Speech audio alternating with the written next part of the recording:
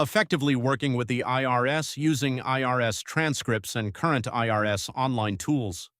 Presenters, Jim Buttonow. Event date, July 10th, 2026, 1 p.m. Eastern Time, 12 p.m. Central Time, 10 a.m. Pacific Time, 120 minutes, IRS CPE Credits 2.0 Tax.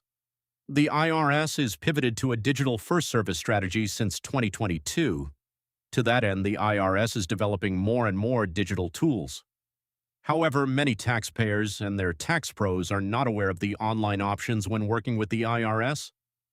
In this course, you will discover the many ways taxpayers and tax pros can work with the IRS online using the many tools offered by the IRS.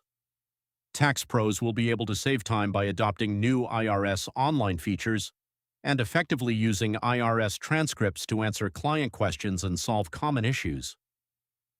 Learning objectives. Identify common reasons. Taxpayers and tax pros have to work with the IRS outside of filing a tax return. Identify the current and future scope of IRS online tools. Explain how to get access to IRS digital tools. Recognize how to use IRS digital tools effectively in helping your clients. Session highlights, working with the IRS account.